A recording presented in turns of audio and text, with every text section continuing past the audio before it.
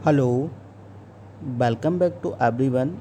मेडिकोलॉजी Nursing Services के YouTube channel में आप सभी लोगों का स्वागत है। सो फ्रेंड्स, जैसा कि आप सभी स्टूडेंट्स को पता है, मध्य प्रदेश व्यापम का एग्ज़ाम 25 नवंबर को होने वाला है। उसी के रिगार्डिंग हम आपके लिए एमसीक्यू सेशन कंडक्ट करवा रहे हैं।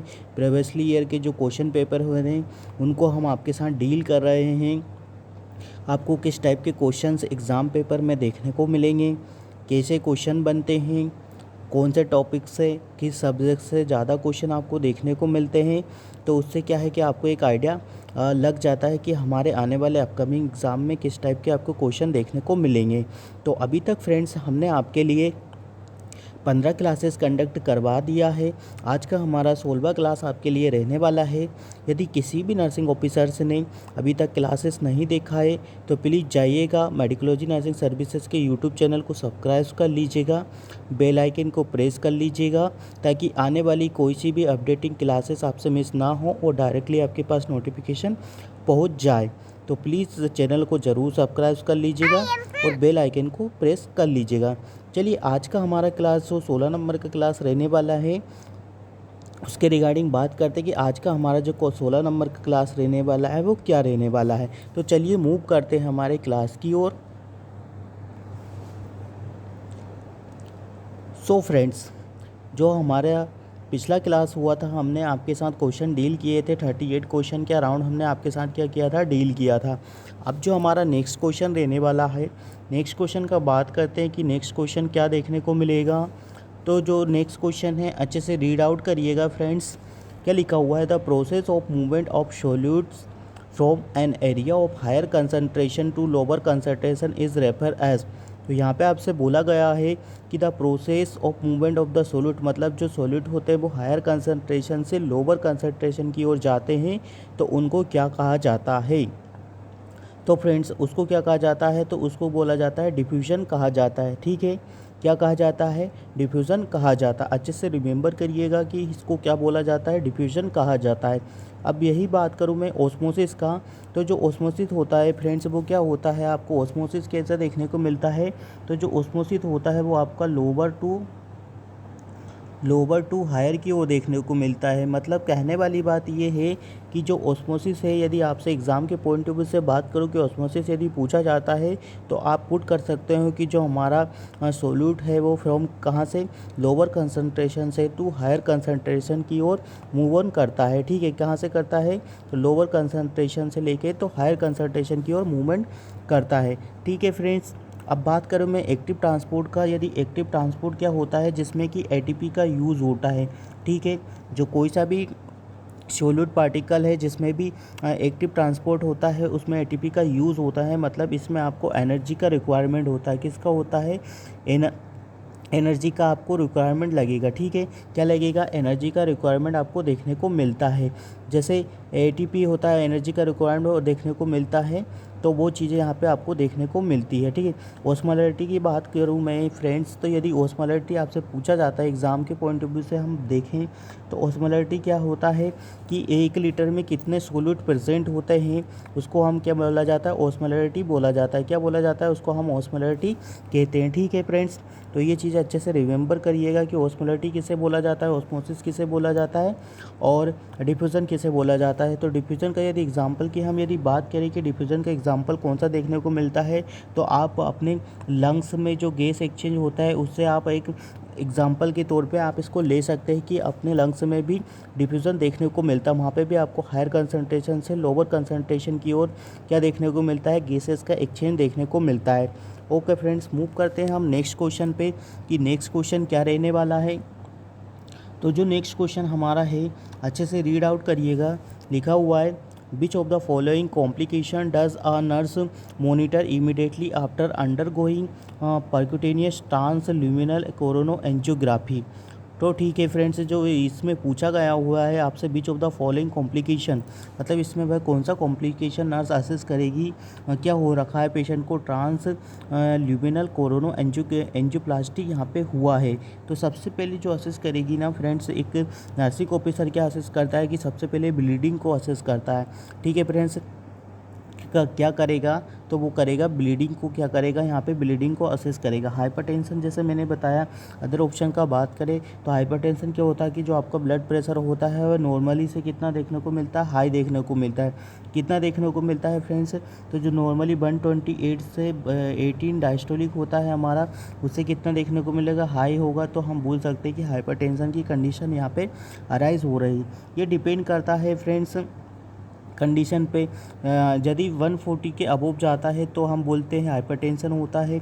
इसमें फिर स्टेजेस आने लगता है, आपका प्राइमरी स्टेज, सेकेंडरी स्टेज जैसे कंडीशन आपको देखने को मिलता है। तो एग्ज़ाम के पॉइंट ऑफ व्यू से आप ये चीज़ें भी अच्छे से रीड आउट करिएगा कि प्राइमरी हाइपरटेंशन क्या होता है, सेकेंडरी हाइपरटेंशन क्या होता है, ठीक है।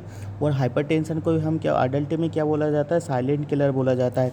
क्या बोला जाता है हाइपरटेंशन की, यदि मैं बात करूँ तो अडल्ट में इसको क्या बोला जाता है, साइलेंट किलर बोला जाता है, ठीक है फ्रेंड। साइलेंट किलर इसको बोला जाता है। साइलेंट किलर और किसको बोला जाता है, तो साइलेंट किलर का यदि हम बात करें तो जो न्यूनेट होता है उसमें हाइपरथर्मिया को हम क्या बोला जाता है, साइलेंट किलर बोला जाता है, ठीक है। स्टोनोसिस का मैं यदि बात करूँ कि स्टोनोसिस क्या होता है, तो जो स्टोनोसिस होता है जिसमें आपने जैसे ये आपका क्या बोला रखा है, आर्टरी और वेन हो है या नर्व एंडिंग या जो भी होता है, जिसमें क्या होता है कि इसका जो डायमीटर होता है वो क्या है, स्टोनोसिस हो जाता है। जैसा ऐसा बिल्कुल सिकुड़ जाता है तो उसको हम बोलते हैं स्टोनोसिस बोला जाता है। ये मोस्ट कॉमनली आपकी स्पाइनल नर्व वगैरह में आपको देखने को मिलता है। आर्टरीज में देखने को मिलेगा, नर्व में देखने को मिलेगा, वेन में देखने को मिलेगा। जिससे क्या होता है कि आपका जो सफिशेंट अमाउंट में जो भी पार्टिकल्स और जो भी सोल्यूट है और जो भी ब्लड प्रोडक्ट प्लाज्मा है, वो क्या है कि सफिशेंट अमाउंट में आपके पर्टिकुलर ऑर्गन तक रीच आउट नहीं कर पाएंगे, जिससे आपको क्या है आने वाली कंडीशन में अबनॉर्मलिटीज़ और कुछ डिसीज़ कंडीशन भी देखने को मिल सकता है, ठीक है फ्रेंड्स। बात करते हैं हम कि थ्रोम्बोसिस क्या होता है। तो थ्रोम्बोसिस का यदि मैं बात करूं कि थ्रोम्बोसिस क्या होता है, तो क्लोट फॉर्मेशन हो जाता है, ठीक है। जैसे ये आर्टरी है, आपका वेन है, तो यहाँ पे होगा कि आपका ऐसे क्लोट फॉर्मेशन हो जाता है, ठीक है। क्लोट फॉर्मेशन हो जाएगा तो then arise same condition arise होने लग जाता है आपका क्लोट फॉर्मेशन होने की वजह से। जैसे यहाँ पे ट्रबलिंग होता है ब्लड प्रोडक्ट का, प्लाज्मा का, प्रोटीन का, एसेंशियल जो भी मटेरियल्स होता है आपके, उनका यहाँ पे क्या होता है कि ट्रबलिंग होता रहता है, कंटिन्यूसली सर्कुलेशन होता रहता है, जिसकी वजह से क्या है कि आपका थ्रोम्बोसिस हो जाएगा। तो यहाँ पे क्लोटिंग हो जाता है, ब्लड फॉर्मेशन का क्लोटिंग हो जाएगा, तो जिसकी वजह से आने वाले फर्दर जो भी ऑर्गन होते हैं उनको ब्लड सप्लाई प्रॉपर तरीके से नहीं मिल पाएगा। तो इसकी वजह से क्या होता है कि आपको थ्रोम्बस हो जाता है, थ्रोम्बोसिस हो जाता है, जिसकी वजह से क्या हो रहा है, थ्रोम्बोसिस कहलाता है। थ्रोम्बस मतलब होता है क्लोट फॉर्मेशन और बोसिस मतलब होता है मेकिंग हो जाता है। तो वहाँ पे क्या हो जाता है, थ्रोम्बस का निर्माण आपको देखने को मिलता है। ओके फ्रेंड्स, आई होप आपको ये क्वेश्चन समझ में आया होगा, क्योंकि ये बहुत ही इंपॉर्टेंट क्वेश्चन आपके लिए रहने वाला है, क्योंकि इसमें आपसे ट्रांसल्यूमिनल एंजियोग्राफी पूछा है। आने वाले अपकमिंग एग्जाम में हाइपरटेंशन, स्टेनोसिस या थ्रोम्बोसिस भी पूछा जा सकता है। तो हमको हर एक चीज़ के लिए क्या है, प्रिपेयर होना है। ज़रूरी नहीं है कि एग्ज़ाम में किस टाइप के क्वेश्चन पूछा जा रहा है, तो इस टाइप के क्वेश्चन आपको देखने को मिल सकते हैं। बात करें हम 41 नंबर का क्वेश्चन क्या लिखा हुआ है, expulsion of grape like vesicle पर वजाइना इज डायग्नोस्टिक। क्या लिखा हुआ है, expulsion of the vagina diagnosis क्या लिखा हुआ है, पढ़िएगा अच्छे से। तो उसको क्या बोला जाता है, तो उसको हाइड्रेटिव फॉर्म मोल बोला जाता है। क्या बोला जाता है, हाइड्रेटिव फॉर्म मोल बोला जाता है। जो हाइड्रेटिव फॉर्म मोल होता है फ्रेंड्स, अब उसका यदि हम बात करें कि इसमें क्या कंडीशन देखने को मिलती है, तो इसमें आपको फ्रेंड्स इसको अलग शब्दों में बोला जाता है, तो इसको मोलार प्रेगनेंसी भी बोल सकते हैं। कि क्या बोल सकते हैं, मोलार प्रेगनेंसी, ठीक है।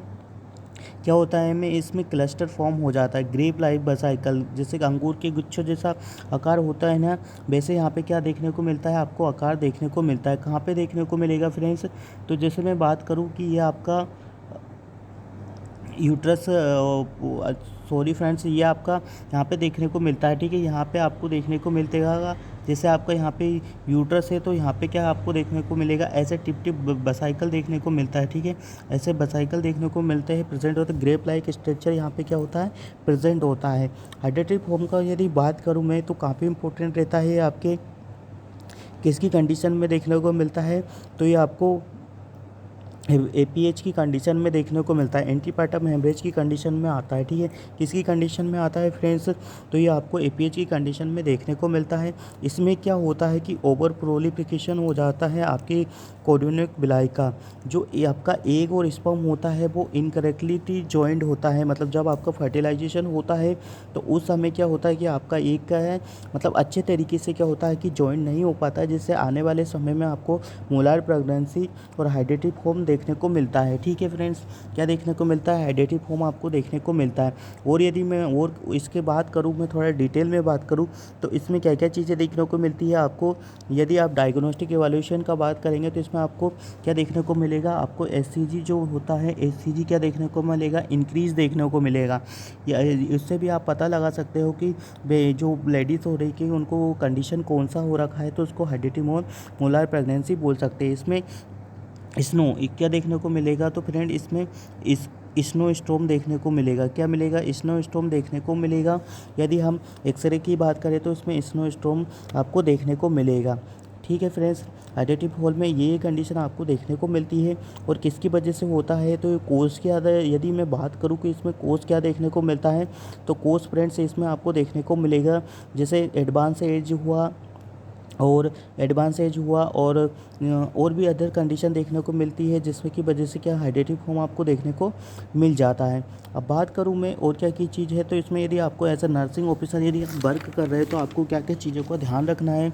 तो आपको लेडीज़ को हेल्थ एजुकेशन देना है कि यदि उनको हाइड्रेटिव होम हो रखा है तो उनको आने वाले नेक्स्ट कमिंग 1 ईयर में क्या करना है, प्रेगनेंसी को क्या करना है, अवॉइड करना है। ठीक है, क्या करना है फ्रेंड्स, तो प्रेगनेंसी को उनको क्या है, अवॉइड करना है। तो ये चीज़ें इसमें हाइड्रेटिव होल में रहने वाली है। ठीक है, अब बात करें हम अब्रेसियो प्लासेंटा। तो मैंने जैसा बताया था आपको कि जो अब्रेसियो प्लासेंटा होता है उसमें क्या होता है कि आपका सेपरेशन हो जाता है। ठीक है, क्या हो जाता है, अर्ली सेपरेशन हो जाता है आपकी प्लासेंटा का, जिसकी वजह से क्या देखने को मिलता है, आपको ब्लीडिंग देखने को मिलता है। ये पीपीएच की कंडीशन में आपको देखने को मिलता है, जिसमें क्या होता है कि 3 टाइप्स ऑफ द क्या देखने को मिलता है आपको, 3 टाइप ऑफ द कंडीशन देखने को मिलता है। सबसे पहले एक तो रिवील देखने को मिलेगा। क्या देखने को मिलेगा, रिवील, कंसील्ड और मिक्स टाइप का देखने को मिलेगा। क्या क्या देखने को मिलेगा, रिवील, कंसील्ड और मिक्स टाइप का आपको अब्रेसियो प्लासेंटा देखने को मिलता है। ठीक है फ्रेंड्स, रिवील, कंडील और अब्रेसियो प्लासेंटा देखने को मिलता है। ठीक है, अब बात करूँ मैं रिवील क्या होता है, तो रिवील में क्या होता है, आपको विजुअल ब्लीडिंग देखने को मिलेगा। क्या देखने को मिलेगा, विजुअल ब्लीडिंग देखने को मिलेगा। ठीक है फ्रेंड्स, क्या देखने को मिलेगा, तो इसमें विजुअल ब्लीडिंग आपको देखने को मिलेगा। ठीक है, क्या देखने को मिलेगा, विजुअल ब्लीडिंग देखने को मिलेगा, मतलब आपका जो ब्लीडिंग है वो आप शो कर पाएंगे, देख सकते हैं। बात करूँ मैं कंसील्ड का, तो कंसील्ड का मतलब होता है हिडन टाइप का होता है, इसमें कोई भी आपको ब्लीडिंग देखने को नहीं मिलेगा।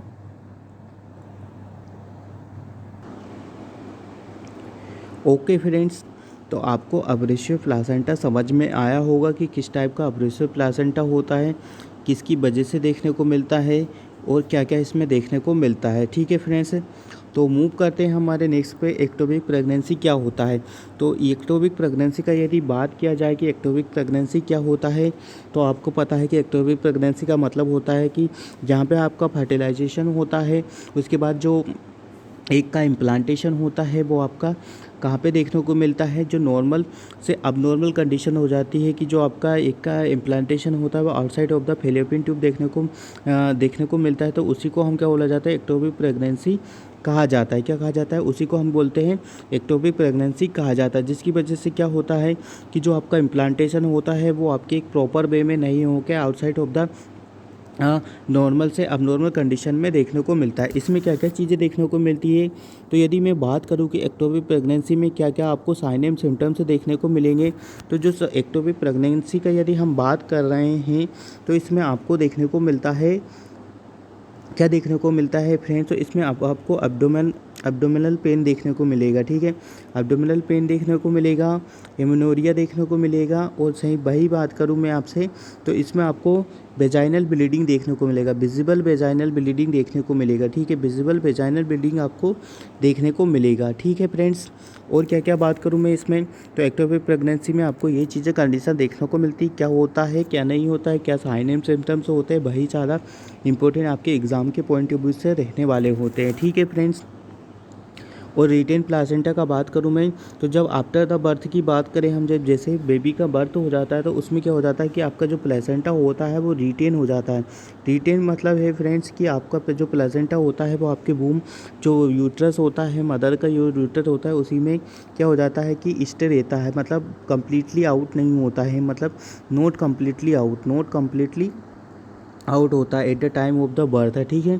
तो उसको क्या बोला जाता है, रिटेन प्लासेंटा बोला जाता था। ये है ना पोस्टमार्टम की कंडीशन में आता है, इसमें लेडी को बहुत ज़्यादा प्रॉब्लम भी फेस करना पड़ सकता है। तो ये मोस्टली किसकी वजह से देखने को मिलता है, तो ये मोस्टली जो नर्सिंग ऑफिसर्स होते हैं वो यदि अच्छे से वर्क नहीं कर रहे हैं इन द लेबर रूम की, यदि मैं बात करूँ, वो अपना माइंड और प्रेजेंस यूज़ नहीं कर रहे और कम्प्लीटली तरीके से उन्होंने प्लासेंटा को रिमूव नहीं किया है और कुछ पार्ट वहाँ पे रह गया है, तो लेडी को क्या है कि वहाँ से ब्लीडिंग आपको देखने को मिलता है और ये एक सीवियर कंडीशन का रूप ले लेती है, जिससे आने वाली कंडीशन में क्या होता है कि लेडीज़ का कभी कभी क्या होता है डेथ भी आपको देखने को मिल जाता है। तो ये चीज़ें हैं, आप यदि नर्सिंग ऑफिसर्स अच्छे से वर्क करते हैं तो हम ये इस चीज़ को काफ़ी हद तक क्या कर सकते हैं, मिनिमाइज़ कर सकते हैं, ठीक है फ्रेंड्स। आई होप कि आपको ये चीज़ें समझ में आई होगी और आप भी अच्छे से क्या कर रहे होंगे, वर्क करते होंगे अपनी ड्यूटी पर, ठीक है फ्रेंड्स। मूव करते हैं 42 नंबर के क्वेश्चन पे। क्या लिखो है, which of the following is a example of the antisera vaccine, ठीक है। यहाँ पे क्या पूछा है आपसे, आपसे पूछा गया है कि जो एंटीसेरा वैक्सीन होता है उसका यहाँ पे एग्जाम्पल कौन सा रहने वाला है। तो जो एंटीसेरा होता है वो रेबीज़ वैक्सीन के अंडर में आता है। किसके अंडर में आता है, तो जो एंटीसेरा होता है वो रेबीज़ वैक्सीन के किसमें अंडर में आपको देखने को मिलता है, उसका एग्जाम्पल आपको रेबीज़ वैक्सीन देखने को मिलेगा। ओके फ्रेंड्स, बात करें हम टिटनेस का, जो टिटनेस होता है वो टिटनेस के लिए रहता है, ठीक है। टिटनेस का जो बीमारी नहीं होता उसके लिए हम यूज़ करते हैं। ओके फ्रेंड्स, देन बात करते हैं हम नेक्स्ट का कि नेक्स्ट ऑप्शन क्या दिखा हुआ है। जो कोलेरा होता है हमारा फ्रेंड्स, जो कोलेरा होता है वो किसके लिए होता है, जो डिसेंट्री वगैरह होता है उसकी कंडीशन में देखने को मिलता है, हमें कोलेरा की कंडीशन देखने को मिलती है, इसलिए इसमें कोलेरा से प्रिवेंट करने के लिए हम कोलेरा वैक्सीन का यूज़ करते हैं, ठीक है फ्रेंड्स। कोलेरा का यदि बात आए तो इसमें एक चीज़ आपको मोस्ट कॉमन देखने को मिलती है, जो कोलेरा होता है उसमें आपको बहुत ज़्यादा ही क्या होता है कि डिसेंट्री और आपका जीआई अफेक्ट हो जाता है, जिसकी वजह से क्या होता है कि आपको डायरिया देखने को मिलता है। डायरिया में कैसा साइन एंड सिम्टम्स कभी कभी आपसे डायरेक्टली एग्जाम में पूछ लिया जाता है, तो राइस बोटरी स्टूल देखने को मिलता है। राइस बोटरी स्टूल आपको देखने को मिलता है, ठीक है। क्या देखने को मिलता है, राइस बोटरी स्टूल आपको इसमें देखने को मिलता है, कोलेरा में देखने को मिलता है, ठीक है फ्रेंड्स। तो ये चीज़ें अच्छे से ध्यान रखिएगा। कम्युनिटी पोर्शन है, कम्युनिटी पोर्शन काफ़ी हद तक इस बार के लास्ट ईयर के जितने भी एग्ज़ाम पेपर हमने आपके साथ कंडक्ट करवाए उसमें काफ़ी हद तक कम्युनिटी पोर्शन आपसे पूछा गया है, ठीक है। बिब्लियो कोरे का पॉजिटिव एजेंट बच्चे पढ़ के जाना है, ठीक है। टाइफाइड का यदि बात करूँ, जो टाइफाइड होता है वो किसकी वजह से देखने को मिलता है, तो टाइफाइड होता है साल्मोना टाइफी की वजह से आपको देखने को मिलता है। साल्मोना टाइफी की वजह से ये कंडीशन अराइज होती है, जिसमें क्या होता है कि आपको वोमिटिंग होता है, जीआई आपका अफेक्ट हो जाता है, इंटेस्टाइनल इमोबिलिटी होता है, मतलब कि आपको इसमें भी डायरिया देखने को मिलता है, आपका फीवर भी आपको हाई ग्रेड फीवर देखने को मिलता है, ठीक है फ्रेंड्स। तो ये टाइफाइड वैक्सीन होता है, इसीलिए यूज़ किया जाता है टाइफाइड से प्रिवेंट करने के लिए। चलिए बात करते हैं हम हमारे नेक्स्ट क्वेश्चन का। जो रेबीज़ वैक्सीन होता है वो किसके लिए दिया जाता है, तो जो रेबीज़ वैक्सीन आपको पता है फ्रेंड्स हम कि जो यहाँ पे डॉग वगैरह होते हैं, डॉग वगैरह काट लिए जाते हैं, उसके लिए हम रेबीज़ वैक्सीन का यूज़ करते हैं, ठीक है। रेबीज़ वैक्सीन का क्या करते हैं, यूज़ करते हैं। जैसे कभी कभी आपसे इसमें रिस्पॉन्सिबिलिटी पूछा जाता है फ्रेंड्स कि यदि किसी को डॉग ने बाइट कर लिया तो उसको क्या करना चाहिए। तो यदि किसी को डॉग ने बाइट कर लिया था तो उसको आपको रनिंग जो वाटर होता है, जैसे रनिंग वाटर होता है ऐसे रनिंग वाटर होता है, उसमें अपने हैंड जहाँ पे भी आपको वहाँ पे कट किया है उसको अच्छे से प्लेस करना है, उसको अच्छे से धोना है, ठीक है। देन उसके बाद आपके नियरेस्ट जो भी आपके पीएचसी सीएचसी हॉस्पिटल वगैरह है वहाँ पे आपको दिखाना है। देन उसके बाद आपको इंजेक्शन लेना है, ठीक है। चलिए बात करते हैं हम नेक्स्ट क्वेश्चन का। 43 नंबर का जो क्वेश्चन है वो क्या है, the most appropriate part of the I the nurse should instil the I drop is. अब पूछा गया आपसे कि भाई आई का कौन सा पार्ट इंपॉर्टेंट है जहाँ पे क्या एक नर्सिंग ऑफिसर क्या करता है, आई को इंस्टिल करता है इनटू द लोअर कंजक्टिवाइज सेक, ठीक है। कहाँ करता है, इनटू द लोअर कंजक्टिवाइज सेक, यहाँ पे करेगा, ठीक है। इनटू द लोअर कंजक्टिवाइज सेक में आपका क्या करेगा, इंस्टिल करेगा। अब यहाँ पे क्वेश्चन कभी कभी और भी अराइज होते हैं, जैसा हम यदि और बात करें तो the most appropriate part of the I the nurse should instil the I drop इस, तो आई ड्रॉप का तो इंस्टॉल करने का आपको समझ में आ गया। यदि कभी कभी पूछा है कि हम आई ड्रॉप को कैसे क्लीन करते हैं, तो इनर कैंथस से आउटर कैंथस की, मतलब इधर से लेके तो इधर की ओर क्लीन करते हैं, ठीक है। बन टाइप पे, बन हुए पे हमको लेना है, जैसे टिश्यू पेपर हुआ, जो भी हमारा हुआ, नॉर्मल सलाइन वगैरह जिससे हम यूज़ करते हैं, उससे बन टाइम पे क्या करना, बन ही टाइम में हमें यूज़ करना है, देन उसको डिस्कार्ड करना है। और यदि मैं बात करूँ कि और इसमें क्या क्या आपसे क्वेश्चन पूछे जाते हैं, तो यदि हमको आई ड्रॉप और आई ऑइंटमेंट यूज़ करना है, तो सबसे पहले हम क्या करेंगे, तो सबसे पहले हम आई ड्रॉप को पुट करेंगे, देन उसके बाद हम क्या करेंगे, आई ड्रॉप का यूज़ करेंगे, ठीक है। इसमें कुछ कुछ चीज़ें और भी पूछा जाती है। जो स्क्लेरा होता है वो क्या होता है, जो स्क्लेरा होता है हमारे आई का वाइटेस्ट पार्ट देखने को मिलता है। स्क्लेरा क्या होता है, जो स्क्लेरा होता है वो हमारे वाइट पार्ट होता है, हमारे आई का क्या होता है, वाइट पार्ट होता है, ठीक है। क्या होता है, स्क्लेरा होता है जो हमारे आई का वाइट पार्ट आपको देखने को मिलता है। तो ये चीज़ है आई के एनाटमी। और जो एयर है हमारे आई और एयर का जो एनाटमी है, आपको बहुत अच्छे से रीड आउट करके जाना है। स्क्लेरा क्या होता है, रेटिना क्या होता है, कौन से लेंस यूज़ करते हैं, मायोपिया क्या होता है, नियर साइडनेस क्या होता है, दूर साइडनेस क्या होता है, सारी चीज़ें अच्छे से रीड आउट करके जाइएगा। चलिए बात करते हैं 44 नंबर का जो क्वेश्चन है हमारा, क्या कहने वाला है, one of the high risk factor of the cervical cancer is. तो यहाँ पे फ्रेंड्स आपसे पूछा गया है कि वन ऑफ द, क्या पूछा गया है कि one of the high risk of the cervical cancer कौन सा होता है। तो यहाँ पे पूछा गया हुआ है कि ह्यूमन पेपिलोमा जो वायरस इन्फेक्शन होता है उसकी वजह से आपको क्या चीज़ देखने को मिलता है, तो उसकी वजह से आपको सर्वाइकल कैंसर आपको देखने को मिलता है। ह्यूमन पेपिलोमा वायरस होता है, आपने सुन के रखा होगा HPV बोलते हैं, जिसको हम क्या बोलते हैं, HPV बोला जाता है, ठीक है फ्रेंड्स। आजकल गवर्नमेंट की इंडिया की तरफ से HPV को डिटेक्ट करने के लिए हम अर्ली और जो प्यूबर्टी एज में ही क्या करते हैं कि जो गर्ल्स एडोलेसेंट गर्ल्स होती हैं उनको हम एग्जामिनेशन के लिए बोलते हैं, और HPV वैक्सीन का वहाँ पे शेड्यूल भी प्रॉपर तरीके से करवाया जाता है, ठीक है। अब यदि बात करूं मैं कि और अदर ऑप्शन में क्या क्या देखने को मिलता है, कि जो हमारा देखने को मिलेगा, क्या देखने को मिलेगा, नल पेराइटी देखने को मिलता है। नली पेराइटी क्या होता है कि ऐसी वूमेन होती है जो कि नेवर हैविंग क्या बोलती है कि प्रेग्नेंट नहीं, प्रेग्नेंट तो हो चुका है, ठीक है। नली पेराइटा का मतलब है कि प्रेगनेंसी तो प्रेजेंट होती है, बट क्या होता है कि जो वाइबल होता है आपका, जो बेबी का 500 ग्राम का जो वेट होता है वहाँ तक अचीव नहीं हो पाता, क्या नहीं होता, अचीव नहीं हो पाता, जिसकी वजह से क्या देखने को मिलता है, कभी कभी अबॉर्शन हो जाता है लेडीज़ का। तो ये चीज़ें देखने को मिलती है। मतलब क्या करती है कि एक लेडी होती है और never having complete pregnancy 20 weeks, मतलब वो 20 वीक्स तक प्रेगनेंसी नहीं जा पाती है, और बीच में ही क्या होता है कि उनका अबॉर्शन देखने को मिल जाता है।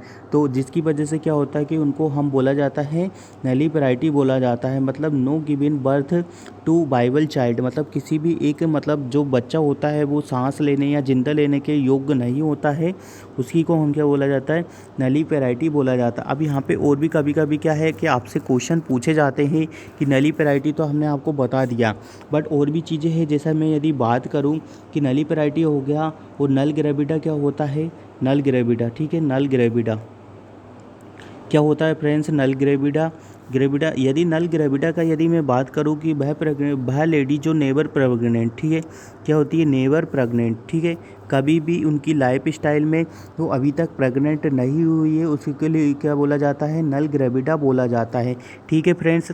अब बात करें हम नेक्स्ट का कि नल ग्रेविडा हो गया। अब नेक्स्ट का बात करें तो नेक्स्ट क्या क्या बात करें, प्राइमरी ग्रेविडा, जो प्रेग्नेंट लेडी होती है कि जो फर्स्ट टाइम प्रेग्नेंट हुई है उसको क्या बोला जाता है, प्राइमरी ग्रेविडा बोला जाता है, ठीक है फ्रेंड्स। क्या बोला जाता है, प्राइमरी ग्रेविडा बोला जाता है।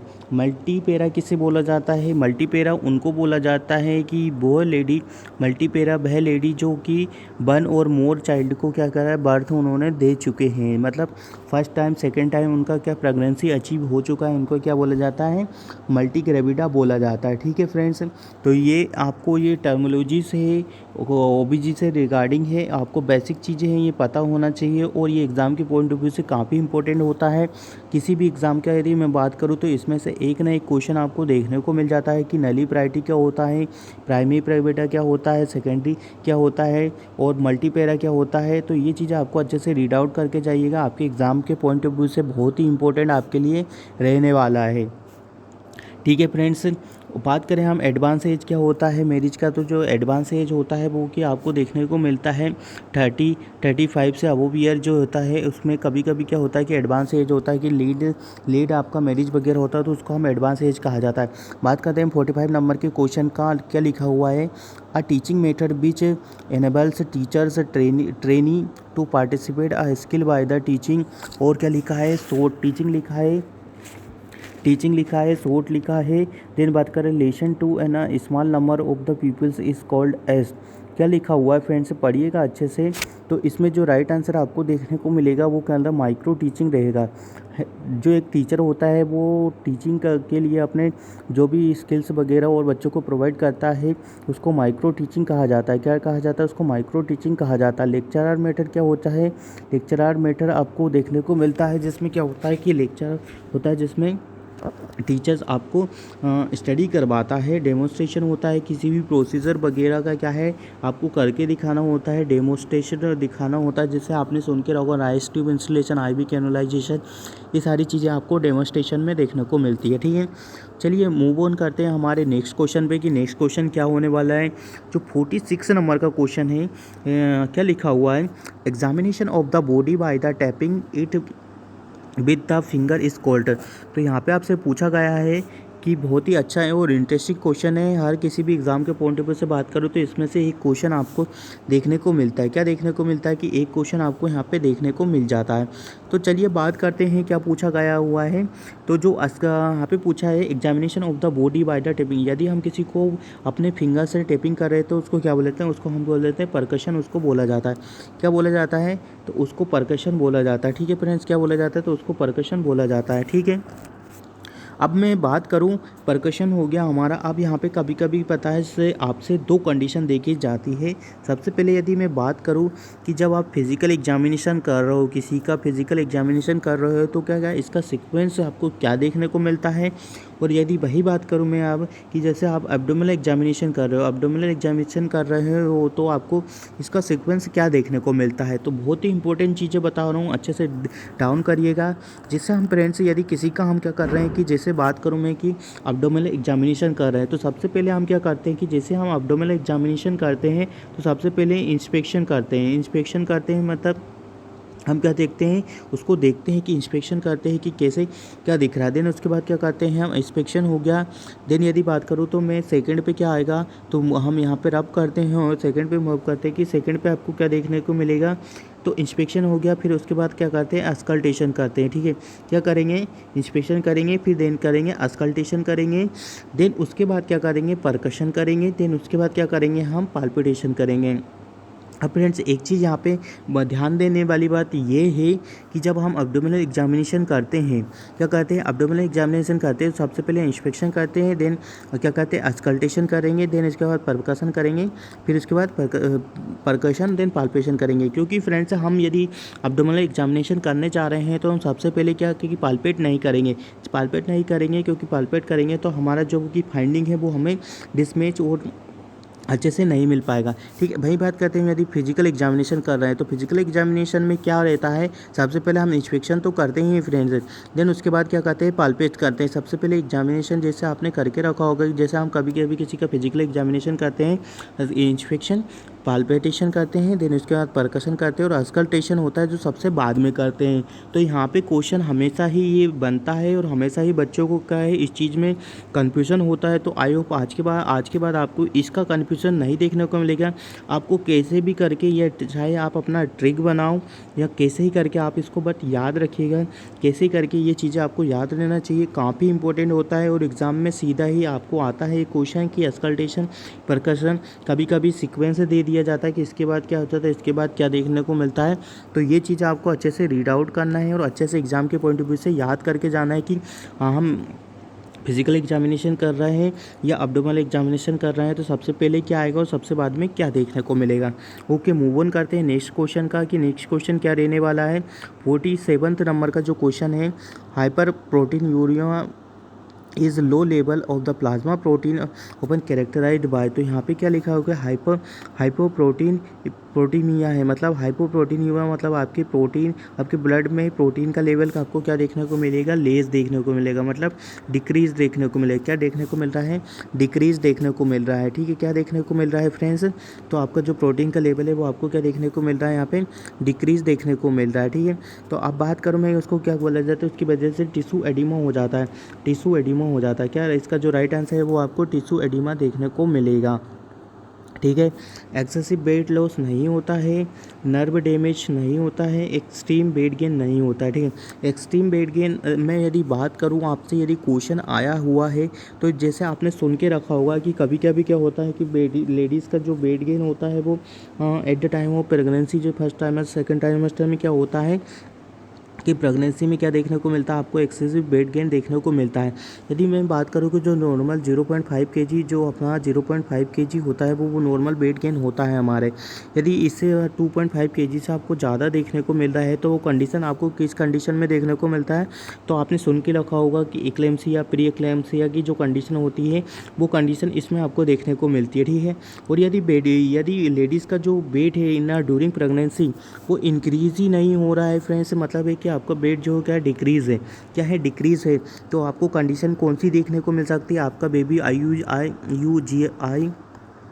यूजीआर हो सकता है, आपका बेबी आईयूजीआर हो सकता है ना, आपका बेबी का जो ग्रोथ है वो रिटार्डेशन हो सकता है। तो ये कंडीशन आपको देखने को मिलती है। डाउन सिंड्रोम हो सकता है, ये चीज़ आपको देखने को मिलती है।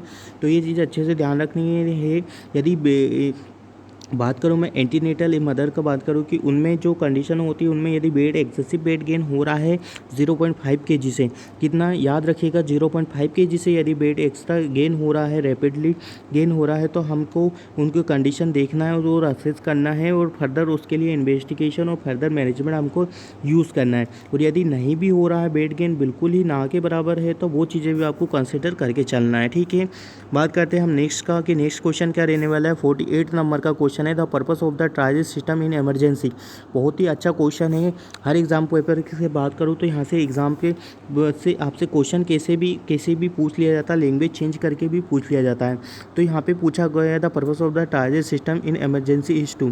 तो यहाँ पे पूछा है इमरजेंसी में ट्रांजिट सिस्टम का पर्पस क्या है, assess all the patient immediate needs. यहाँ पे पूछा है assess the all the patient immediate needs से पूछा है। ठीक है, जो राइट आंसर तो आपको देखने को मिलता है। बट जो ट्राइज सिस्टम होता है हमारा, क्या होता है, ट्राइज सिस्टम होता है। क्या होता है फ्रेंड्स, जो हमारा ट्राइज सिस्टम होता है वो क्या होता है, इसमें आपको कलर कोडिंग दिया जाता है। सबसे पहले बात करूँ मैं कि आपको कलर कोडिंग रेड दिया जाता है, देन बात करूँ मैं येलो दिया जाता है। ठीक है फ्रेंड, रेड दिया जाता है, येलो दिया जाता है, ग्रीन दिया जाता है और ब्लैक दिया जाता है। अब मैं बात करूँ कि इसमें हम कैसे कैटेगराइज करते हैं। सबसे पहले हम यदि बात करें रेड का, ठीक है, किसका बात करें, रेड का, तो जो रेड कलर होता है वो हमको इंडिकेट करता है, आपने समझ में सबने सुन के रखा होगा, जो इमीडिएट केयर होता है, मतलब इमीडिएट केयर होता है, इमीडिएट केयर के लिए हम रेड कलर का यूज़ करते हैं। जैसे किसी भी पेशेंट का इमरजेंसी कंडीशन में आपका चोकिंग हो रहा है, रेस्पिरेटरी डिस्ट्रेस हो रखा है, उसका एयरवे ब्लॉक हो रखा है, हार्ट फेलियर का कंडीशन हो रहा है, chest pain, immediately extremely chest pain हो रहा है, तो उस पेशेंट को हम कैटेगराइज करेंगे कि उसको हम रेड रिबन या रेड कैटेगरी में उसको रखेंगे और उसको फर्दर मतलब इमीडिएटली उसको मेडिकल केयर का ज़रूरत है। ठीक है, अब बात करें हम, रेड कलर हो गया। अब नेक्स्ट को यदि बात करें हम येलो का, येलो का मतलब होता है कि हम ऑब्जर्व कर सकते हैं, मतलब ज़्यादा सीवियर कंडीशन नहीं है but need to be medical treatment, मतलब उसको मेडिकल ट्रीटमेंट का नीड है बट इतना सीवियर नहीं है कि उसको हम थोड़ा सा क्या कर सकते हैं, ऑब्जर्वेशन, इसको ऑब्जर्वेशन बोल सकते हैं, ऑब्जर्वेशन इसको कहा जा सकता है। क्या कहा जा सकता है, इसको ऑब्जर्वेशनल स्टेज कहा जा सकता है। मतलब पर्सन को नीड तो है बट मतलब थोड़ा उसको हम आराम से या थोड़ा सा वेट करके नीड दे सकते हैं। ठीक है, इसको येलो कलर की कंडीशन में रखा जाता है। ठीक है, अब बात करते हैं हमें ग्रीन का। ग्रीन का मतलब होता है कि हम इसको बेड करवा सकते हैं, मतलब इतना इमरजेंसी नहीं है तो इसको बेड बोल सकते हैं, इसको बेड की कंडीशन में रखा जाता है। ठीक है, इसको बेड कर कंडीशन। और यदि ब्लैक कलर आ रहा है फ्रेंड्स, तो ब्लैक कलर क्या इंडिकेट करता है कि पेशेंट का क्या हो रखा है, डेथ हो चुका है। ठीक है, तो उनको हम ब्लैक रिबन या जो भी ब्लैक कैटेगरी हम डिवाइडेड करते हैं उनको हम ब्लैक कैटेगरी में क्या करेंगे, उसको डिवाइडेड कर देंगे। तो ये आपका ट्रायल सिस्टम है। ट्रायल सिस्टम के रिगार्डिंग आपसे क्वेश्चन पूछा ही जाता है। एग्ज़ाम के पॉइंट ऑफ व्यू से बात करूँ कि आपका इमरजेंसी कंडीशन में यदि ट्रायल सिस्टम हो जाता है तो आपको कैसे कैसे क्वेश्चन को कैसे कैसे कैटेगराइज करना है आपके नॉलेज के अकॉर्डिंग। तो आई होप आपको ये चीज़ें समझ में आई होगी कि क्या होता है ट्रायल सिस्टम और क्या नहीं होता है। बात करें हम 49 नंबर का क्वेश्चन का, क्या लिखा हुआ था, elevated level of the cancer antigens CA 15-15 is founded in. तो यहाँ से आपसे क्वेश्चन ये पूछा हुआ है कि ट्यूमर मार्कर जो होता है उसको हम किस टर्मिनोलॉजी से जानते हैं। तो जो ब्रेस्ट कैंसर होता है उसका ब्रेस्ट कैंसर CA 15 किससे हम जानते हैं, किससे जानते हैं, CA 15 से ब्रेस्ट कैंसर को जानते हैं। अब बात करो जो वेजाइनल कैंसर है, जो ओवेरियन कैंसर होता है, ठीक है, वेजाइनल कैंसर है, ओवेरियन कैंसर होता है, उसका CA कैसे 125 से हम मार्क करते हैं। किससे करते हैं, 125 से हम उसको मार्क करते हैं। ज़रूरी नहीं है एग्ज़ाम में आपसे ये दिया जाता है, एग्ज़ाम में के पॉइंट ऑफ व्यू से अपकमिंग एग्ज़ाम में इसके द्वारा अलग कुछ ऑप्शन दे देंगे और उससे पूछ लेंगे कि उसको क्या बोला जाता है। जो पेनाइल होता है इसमें कोई सा भी ऐसा कैंसर का एंटीजन नहीं पाया जाता है, तो ये नॉर्मल फाइंडिंग होता है। बायोप्सी वगैरह लेके हमको असिस्ट करना होता है कि क्या होता है। और जो कैंसर का यदि मैं बात करूं फ्रेंड्स, जो कैंसर होता है हम किससे द्वारा करते हैं, तो हम यहाँ पे बायोप्सी लेते हैं, उसके द्वारा हम कन्फर्मेटरी टेस्ट होता है। यदि कन्फर्मेटरी टेस्ट का मैं बात करूँ तो बायोप्सी आपको कन्फर्मेटरी टेस्ट देखने को मिलता है, ठीक है। क्या देखने को मिलता है, बायोप्सी आपका कन्फर्मेटरी टेस्ट देखने को मिलता है। क्वेश्चन का बात करें हम, in hospital CSHD refers to the, CSHD क्या होता है, सेंट्रल स्टेराइल सप्लाई डिपार्टमेंट, जहाँ पे क्या होता है कि आपके नीटेड फुल का रिसाइकल होता है, आपका ऑटोक्लेविंग वगैरह होता है। सेंट्रल स्टरलाइजेशन सप्लाई डिपार्टमेंट होता है, जहाँ से कि स्टरलाइजेशन जो भी ग्लव्स वगैरह है, गाउन मास्क वगैरह सबका क्या होता है, आपको स्टरलाइजेशन देखने को मिलता है, ठीक है फ्रेंड्स। बात करें हम नेक्स्ट क्वेश्चन का, 51 नंबर का जो क्वेश्चन देने वाला है, क्या है, पढ़िएगा अच्छे से। Which among the following medication is advise to the antenatal mother to prevent the risk of the neural tube defect in a foetus. क्या पूछा गया है कि वह कौन सा मेडिसिन है हम यूज़ करते हैं कि न्यूरल ट्यूब डिफेक्ट को प्रिवेंट करने के लिए एंटीनेटल मदर यूज़ करते हैं, ठीक है। तो बात करें हम, जो फोलिक एसिड होता है, ठीक है, क्या होता है फोलिक एसिड, जो हमारा फोलिक एसिड होता है वो हमारे न्यूरल ट्यूब को प्रिवेंट करता है। किसको प्रिवेंट करता है, तो बच्चे को न्यूरल ट्यूब होने से बचाता है, ठीक है। क्या होता है, बच्चे को न्यूरल ट्यूब होने से ये प्रिवेंट करता है, ठीक है।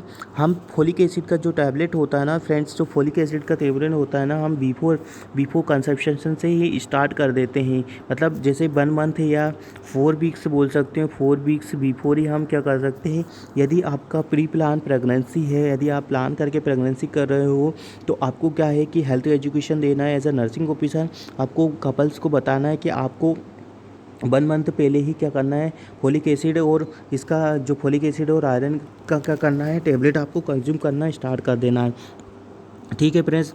अब यदि बात किया जाए जो फोलिक एसिड होता है वो कितना होता है, जो फोलिक एसिड होता है वो 400 mg आपको यूज़ करते हैं, ठीक है। और यदि आयरन का बात करूँ मैं, आयरन कितना होता है, तो 60 mg आपने 60 टू लेकर 100 mg एक एवरेज रेंज, एक बड़ा जो रेंज होता है वो रहता है, तो के लिए हम यूज़ करते हैं, ठीक है। ये अच्छे से ध्यान रखना है। कभी कभी आपसे फोलिक एसिड और आयरन टैबलेट का यहाँ पे अमाउंट पूछा जाता है कि हम प्रेगनेंसी में कितना फोलिक एसिड और कितना अमाउंट हम देते हैं, फोलिक एसिड कितना देते हैं और आयरन कितना देते हैं, ठीक है। तो ये चीज़ें आप अच्छे से रीड आउट करके जाइएगा, आपके एग्ज़ाम के लिए काफ़ी हेल्पफुल रहने वाला है। विटामिन ए बहुत ही इंपॉर्टेंट होता है फ्रेंड्स आने वाले अपकमिंग एग्ज़ाम के लिए। बात करूँ मैं विटामिन ए किसके लिए यूज़ करते हैं, तो हम विज़न के लिए यूज़ करते हैं। सबसे जो मेन इंपॉर्टेंट आपसे पूछा जाता है कि विटामिन ए किसके लिए यूज़ करते हैं, तो विज़न के लिए यूज़ किया जाता है। विज़न के लिए यूज़ किया जाता है। हम बच्चों में विटामिन ए के जो डोज होते हैं, हम इम्यूनाइजेशन शेड्यूल में आपने पढ़ के रखा हो कि मीजल्स के साथ देते हैं, मतलब हम 9 मंथ के साथ इसको ऐड करते हैं। 9 मंथ में हम स्टार्ट कर देते हैं, कितना देते हैं, तो आपको पता है कि जब हम विटामिन ए का जो डोज रहता है वो कितना रहता है, 1000 इंटरनेशनल यूनिट रहता है। देन उसके बाद हम क्या कहते हैं, उसके बाद क्या कहते हैं, 6 मंथ के बाद क्या कहते हैं, 2000 इंटरनेशनल यूनिट हम बच्चे को प्रोवाइड करते हैं, ठीक है।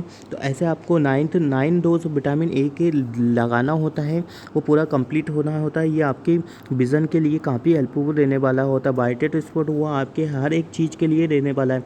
यदि विटामिन ए का डिफिशेंसी हो जाता है तो आपको वाइटस स्पॉट ज़ेरोथेल्मिया की कंडीशन देखने को मिलता है। तो कभी कभी एग्जाम में आपके इससे साइन एंड सिम्टम्स से भी पूछ लिए जाते हैं।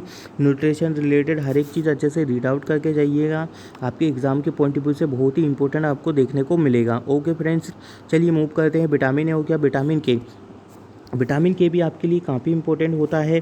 जैसे बच्चे का बर्थ वगैरह होता है तो हम विटामिन के का इंजेक्शन हम बच्चे को प्रोवाइड करते हैं। कितना देते हैं? 0.5 mg, ठीक है, 0.5 ml हम देते हैं, ताकि बच्चे का जो ब्लड क्लोटिंग फैक्टर से क्या होता है कि जो नॉर्मल बच्चा होता है हमारा, जैसे ही बच्चे का बर्थ होता है तो उसमें इतना इम्यून पावर उसका डेवलप नहीं होता है, जिससे क्या है कि ब्लड क्लोटिंग फैक्टर वगैरह वो वहाँ से प्रोड्यूस कर पाए। धीरे धीरे प्रोड्यूस होता है, जिसकी वजह से हम बच्चे को क्या कहते हैं विटामिन के का इंजेक्शन देते हैं, जैसा कि उसका क्लोटिंग वगैरह और ब्लड क्लोटिंग फैक्टर का अच्छे से डेवलपमेंट हो जाए। ठीक है, आयरन सप्लीमेंट का मैंने बता दिया कि आयरन सप्लीमेंट हम कितना देते हैं। आयरन सप्लीमेंट क्यों देते हैं? आयरन सप्लीमेंट हम लेडीज़ को इसलिए देते हैं ताकि उसको आयरन डेफिशिएंसी अनीमिया ना हो। ठीक है, क्या ना हो? आयरन डेफिशिएंसी अनीमिया ना हो। ठीक है, आयरन डेफिशिएंसी अनीमिया ना हो, क्योंकि कभी कभी क्या होता है कि लेडीज़ को आयरन का ज़्यादा ही कमी हो जाता है, जिसकी वजह से क्या होता है फिर हम आयरन के क्या देते हैं? इंजेक्शन देते हैं। ठीक है, आपने सुन के रहा होगा कि आयरन का जो मोस्ट कॉमन यहाँ पे कभी कभी क्या देखने को मिलता है कि एक क्वेश्चन बनता है जो एग्जामिनर का फेवरेट क्वेश्चन होता है कि हम आयरन को जो इंजेक्शन देते हैं वो कौन सा टेक्निक यूज़ करते हैं? तो जेट ट्रैक। ठीक है, जेट ट्रैक टेक्निक यूज़ करते हैं, आईएम यूज़ करते हैं। ठीक है, आईएम यूज़ करते हैं। ठीक है, जेट ट्रैक यूज़ करते हैं। और जेट ट्रैक क्यों यूज़ करते हैं? To prevent leakage.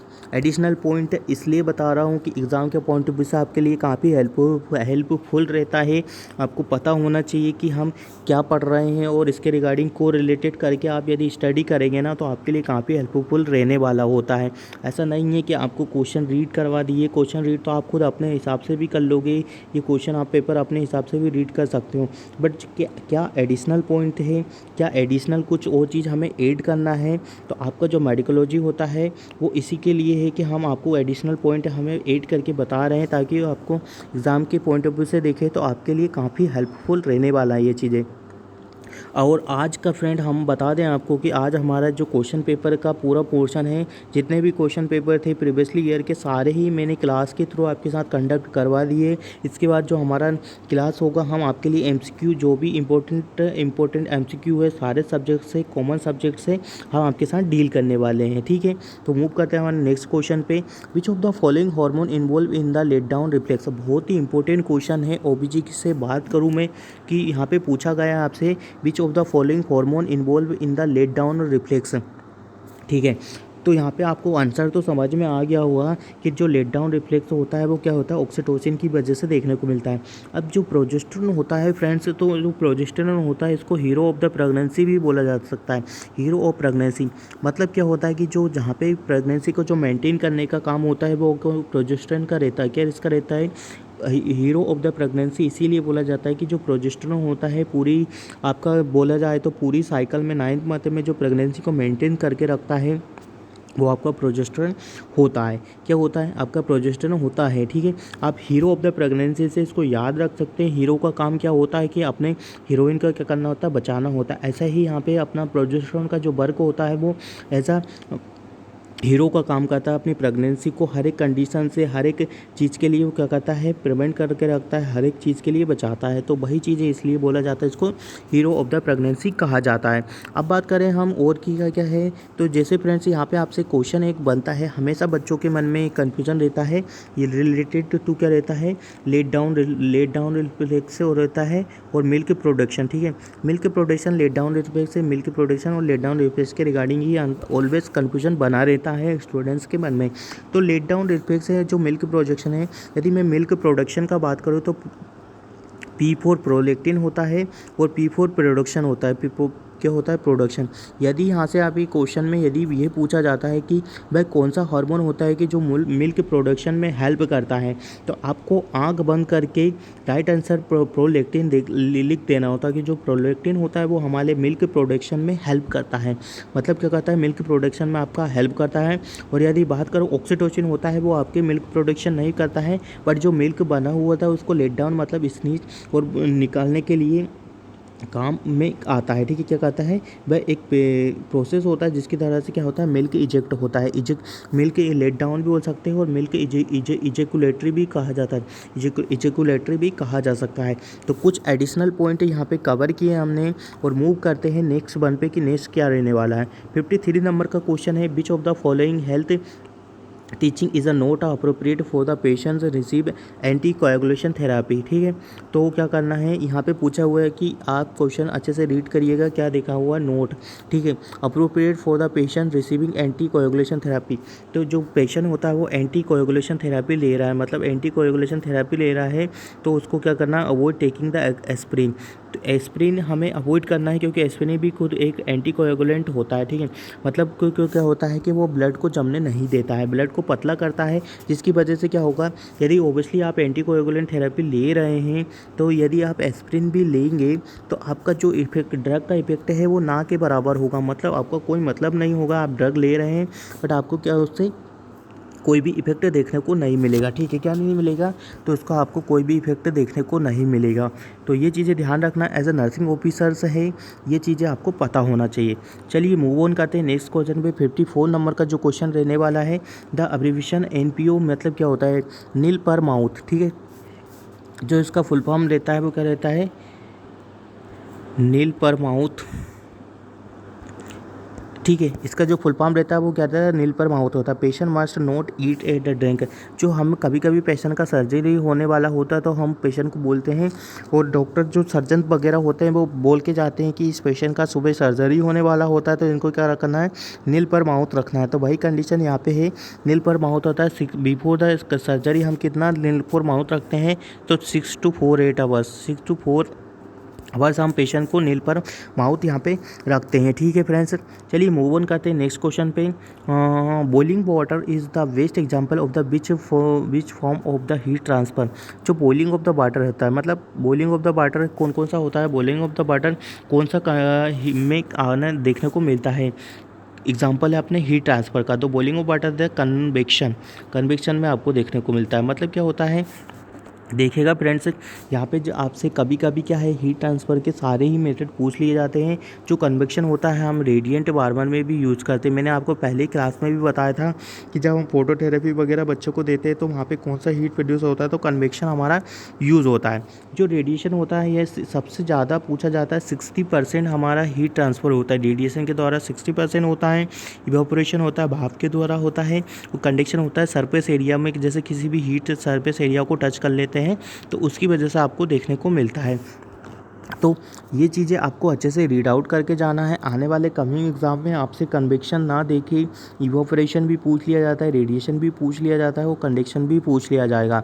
तो क्या है कि आपको बॉइलिंग ऑफ द वाटर ये आपको अच्छे से रीड आउट करके जाना है कि क्या होता है, कंडक्शन क्या होता है, कन्वेक्शन क्या होता है, इवोपरेशन क्या होता है, रेडिएशन क्या होता है। कभी कभी आपसे इनके कितना परसेंटेज यूज़ करते हैं तो वो चीज़ें भी क्या है कि पूछ लिया जाता है। ठीक है, तो आपको अच्छे से पता होना चाहिए कि किसका कितना परसेंट हम यूज़ करते हैं।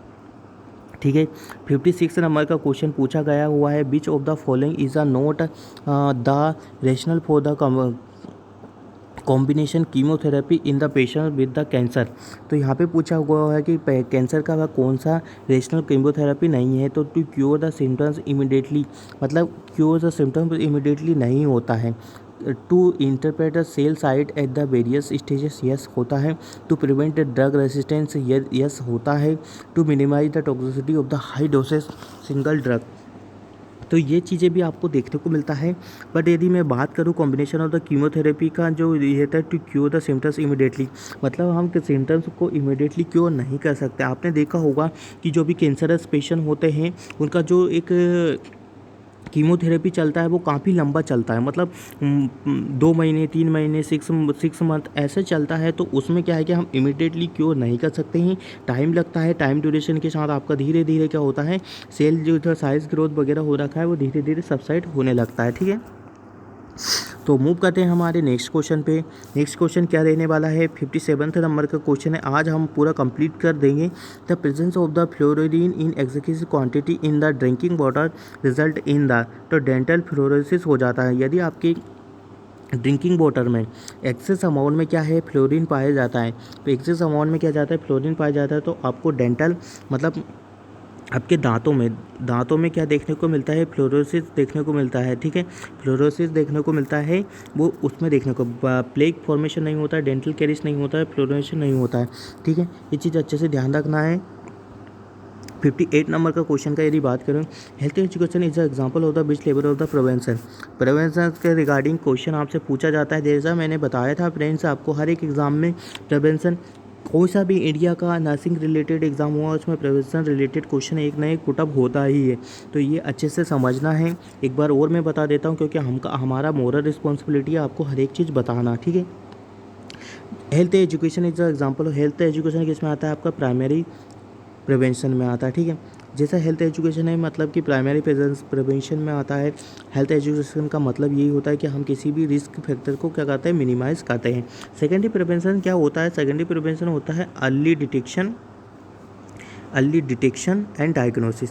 क्या होता है, early detection and diagnosis of the disease condition.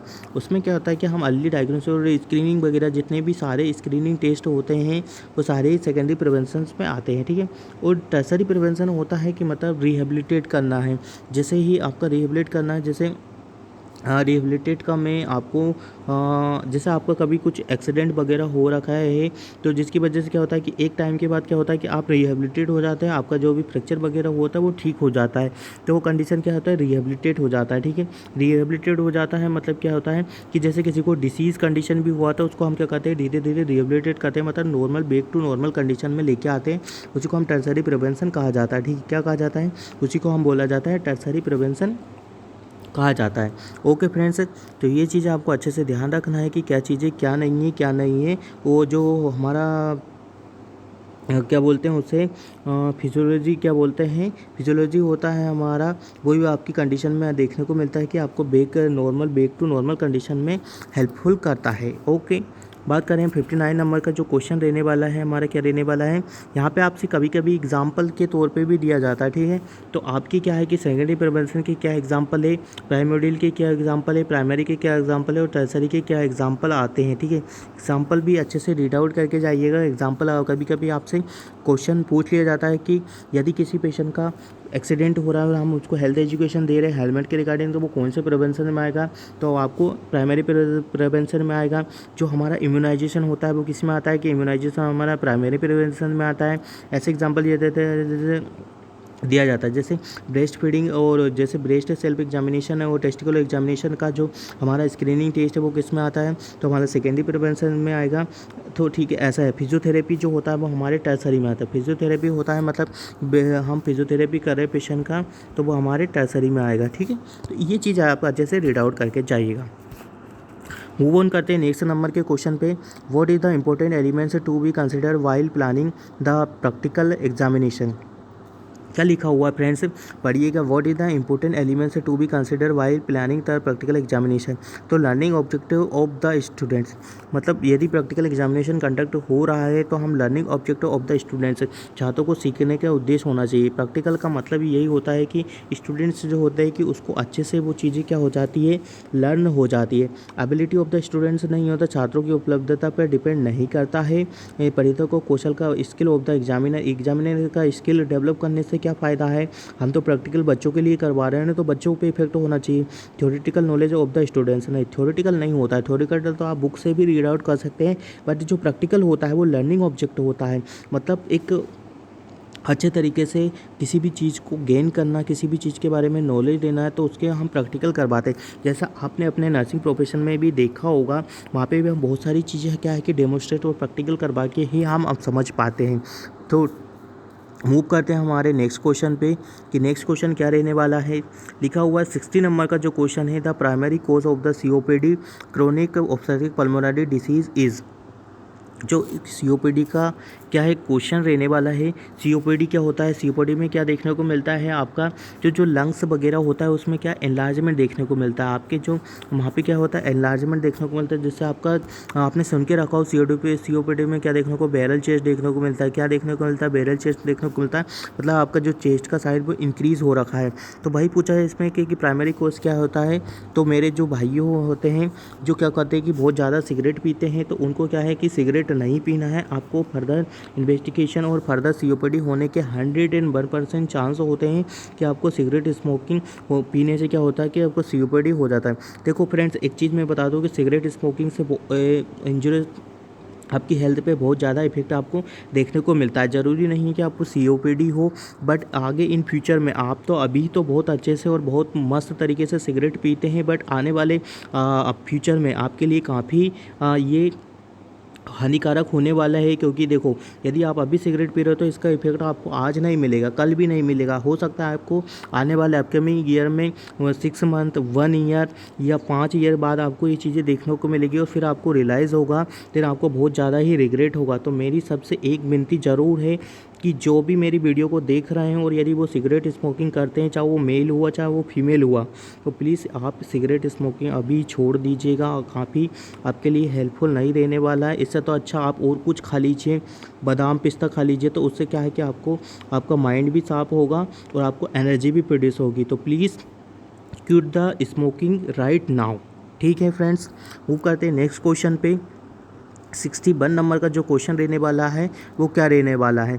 तो 61 नंबर का जो क्वेश्चन रहने वाला है, इससे पहले एक चीज़ और मैं बता दूं, यदि अभी भी अंडरस्टैंड नहीं हुआ होगा तो यदि आप सिगरेट स्मोकिंग करते हैं तो आपको ओबीजी रिलेटेड बहुत सारी प्रॉब्लम भी फेस करना पड़ सकती है। आपको इनफर्टिलिटी का शिकार भी हो सकते हैं, चाहे वो मेल हो चाहे फीमेल हुआ है। ठीक है, अबॉर्शन भी आपको देखने को मिल सकता है और जो मेल होते हैं उसमें उनका स्पर्म काउंट भी कम देखने को मिल सकता है। तो बी केयरफुल, अच्छे से ध्यान रखिएगा। स्मोकिंग नहीं करना है, डेट मीन्स नहीं करना है। ठीक है, 61 नंबर का जो क्वेश्चन है वो क्या कह रहा है, जो diagnosis of the breast cancer is confirm by the which one of the following. तो हम जो डायग्नोसिस करते हैं किसका लिए करते हैं, ब्रेस्ट कैंसर का जो फाइन नीडल एस्पिरेशन होता है उसके द्वारा करते हैं। ठीक है, किसके द्वारा करते हैं, फाइन नीडल एस्पिरेशन होता है जिसमें नीडल के द्वारा हम इंसर्ट करते हैं और वहाँ से टिश्यू और कल्चर का स्वैब लेते हैं। ठीक है, क्या लेते हैं, स्वैब लेते हैं और देन उसके बाद लेबोरेटरी एग्जामिनेशन के लिए हम सेंड आउट कर देते हैं। बात करें मेमोनोग्राफी, नहीं होता। मेमोनोग्राफी क्या होता है कि हम स्टडी करते हैं ब्रेस्ट कैंसर, ब्रेस्ट का स्टडी करते हैं, जो कोई कन्फर्मेटरी टेस्ट नहीं होता। ब्रेस्ट सेल एग्जामिनेशन जैसे मैंने बताया कि ये स्क्रीनिंग टेस्ट होता है, कोई कन्फर्मेटरी टेस्ट नहीं होता है। एक्सरे भी आपका स्क्रीनिंग टेस्ट होता है, कोई कन्फर्मेटरी टेस्ट नहीं होता है। यदि कन्फर्मेटरी टेस्ट का बात करूँ तो वो फाइन नीडल एस्पिरेशन आपका रहने वाला है। ओके फ्रेंड्स, तो मूव करते हैं हम 62 नंबर के क्वेश्चन में। Which of the following is a not a natural disaster. तो यहाँ पे पूछा गया हो कि नेचुरल डिजास्टर क्या रहने वाला है। तो यहाँ पे न्यूक्लियर रहने वाला है। क्या रहने वाला है, न्यूक्लियर वॉरफेयर रहने वाला है। जो नेचुरल डिजास्टर है न्यूक्लियर वॉरफेयर रहने वाला है। अर्थ यहाँ पे एक चीज़ आपने ध्यान नहीं दी है फ्रेंड्स, नोट लिखा हुआ है, मतलब अर्थक्वेक आपका नेचुरल होता है, सुनामी आपका नेचुरल होता है और ड्रॉट भी नेचुरल होता है। बट जो न्यूक्लियर होता है वो मैन मेड होता है। मैन मेड होता है मतलब ये मनुष्य के द्वारा बनाया हुआ डिजास्टर है। ठीक है, चलिए मूव ऑन करते हैं। नेक्स्ट 63 नंबर के जो क्वेश्चन है, which one of the following is a not the cause of the streaming.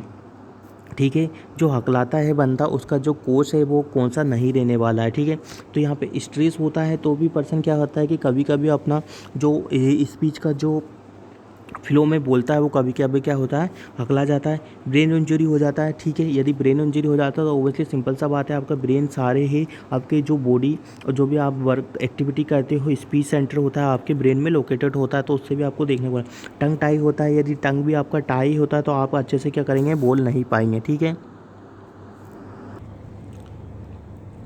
यहाँ पे टंग टाई हो गया आपका।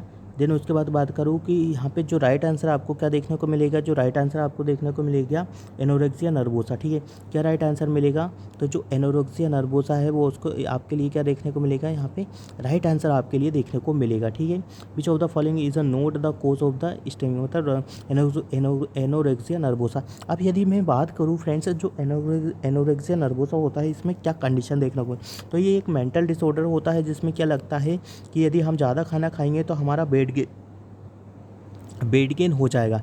ये कंडीशन मोस्ट कॉमन किस में देखी जाती है? तो यदि मैं बात करूँ जो कंडीशन होती है जो मोस्ट कॉमन किस में देखी जाती है, तो ये कंडीशन मोस्ट कॉमन गर्ल्स में देखी जाती है। अडल्ट गर्ल होती है उसमें देखी जाती है, क्योंकि उनको उनका वेट जो है ना मैनेज करना होता है, तो इसलिए कभी कभी क्या है, खाना पीना ईटिंग डिसऑर्डर होता है, जिसमें खाना पीना अच्छे से नहीं खाती। उनको ऐसा लगता है कि जो मेंटली रहता है, उनको ऐसा लगता है कि हम यदि ज़्यादा खाना खाएंगे तो हमारा वेट गेन हो जाएगा, ठीक है। बट ऐसा नहीं होता है, जो आपको लगता है वो खाइएगा, जो आपको पसंद है वो करिएगा, ठीक है। बात करें हम नेक्स्ट क्वेश्चन का, क्या रहने वाला है 64 नंबर का क्वेश्चन है, which one of the following supplementation should start before conception और to prevent neural tube defect.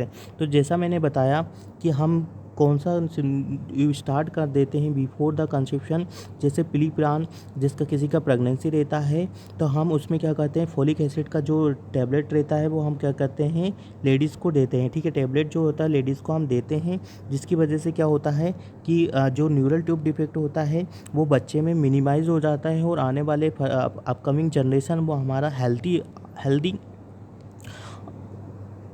Deliver होता है, ठीक है। क्या होता है, हेल्थी डिलीवर होता है, जिसकी वजह से क्या होता है कि हमारा फोलिक एसिड होता है वो हम देते हैं। आयरन नहीं देते, कैल्शियम नहीं देते, मैग्नीशियम नहीं देते, बट जो फोलिक एसिड होता है बहुत ही इंपॉर्टेंट होता है, क्योंकि आपका न्यूरल ट्यूब से डिफेक्ट करता है, ठीक है। किससे करता है, जो न्यूरल ट्यूब होता है वो दोस्तों वो अपना 6 to 8 वीक्स में आपको डेवलप हो जाता है, ठीक है। बच्चे में जो एम्ब्रियोनिक कंडीशन का मैं बात करूँ 6 to 8 वीक में वो डेवलप हो जाता है, ठीक। तो इसीलिए हम अर्ली प्रेगनेंसी देते हैं, ठीक है। इसलिए क्या कहते हैं, हम बिफोर प्रेगनेंसी ही दे देते हैं, ताकि जब तक हमारा 6 to 8 वीक होता है हमारा आफ्टर द कंसेप्शन, तो क्या चीज़ें होती है, उसको रिस्क को क्या कर सकता है, मिनिमाइज़ कर सकता है। क्या कर सकता है, रिस्क को क्या कर सकता है फ्रेंड्स, मिनिमाइज़ कर सकता है। ओके फ्रेंड्स, मूव ऑन करते हैं 65 नंबर के क्वेश्चन का। हो सकता है थोड़ा सा वीडियो लेंथी हो रहा है, बट आज हमारा क्वेश्चन और पेपर कंप्लीट हो जाएगा। The process of the guidance and the counselling is, तो कंटिन्यूस जो प्रोसेस और काउंसलिंग होता है वो हमारा कंटिन्यूसली प्रोसेस होता है। ऐसा नहीं होता है कि एक दिन किया और फिर 2 दिन नहीं किया, 2 दिन किया फिर 1 दिन नहीं किया। तो जो गाइडेंस और काउंसलिंग होता है वो आपका कंटिन्यूसली प्रोसेस होता है, ठीक है। बात करें 66 नंबर का question, which among the following programme focus on the supplementary nutrition vitamin A prophylaxis and the provision of the folic acid. जो प्रोफाइलैक्सिक एसिड और फोलिक एसिड होता है, अब बात करूँ मैं न्यूट्रिशन प्रोग्राम होता है प्रोफाइलैक्सिस के लिए ICDS के लिए यूज़ किया जाता है। ICDS क्या होता है, इंटीग्रेटेड चाइल्ड डेवलपमेंट स्कीम, ठीक है। एक बार और रिपीट कर देते हैं हम आपके लिए, integrated child development scheme, integrated child development scheme, one more, integrated child development scheme 1975, okay. 1975 में आया था। इसमें क्या क्या बेनिफिशरीज होते हैं, आप में इसमें प्रेग्नेंट वुमेन होती है, एडोलेसेंट गर्ल होती है, और बच्चे होते हैं। उनको क्या, बच्चे जैसा यहाँ पे बोला गया इसी कंडीशन देखते हुए ये राइट आंसर आपका रहने वाला है। लिखा हुआ है सप्लीमेंट न्यूट्रिशन देते हैं, विटामिन ए प्रोफाइलैक्सिस देते हैं, और provision of the folic acid. जो प्रेग्नेंट लेडीज़ रहती है, जो नर्सिंग मदर रहती है, उनको हम क्या करते हैं, फोलिक एसिड का टेबलेट भी ICDS के तहत दे दिया जाता है, ठीक है।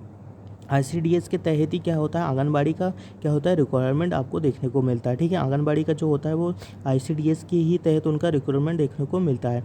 मिड डे मील प्रोग्राम क्या होता है, मिड डे मील प्रोग्राम जैसा मैंने आपको बताया था पहली क्लास में कि जो मिड डे मील प्रोग्राम होता है उसका एक ही पर्पस होता है, स्कूल में बच्चों को स्टैंडिंग करवाना। मिड डे मील प्रोग्राम का स्ट्रेंथ होता है, ये क्या आप देखने को मिलता था 195 में, 1995 में मिड डे मील प्रोग्राम आया था, ठीक है। कब आया था, 195 में मिड डे मील प्रोग्राम आया था। और यदि मैं वही बात करूँ, mid day meal program India में सबसे पहले कहाँ देखा गया था, तो सबसे पहले इंडिया की मैं बात करूँ तो हमारा जो तमिलनाडु होता है, ठीक है।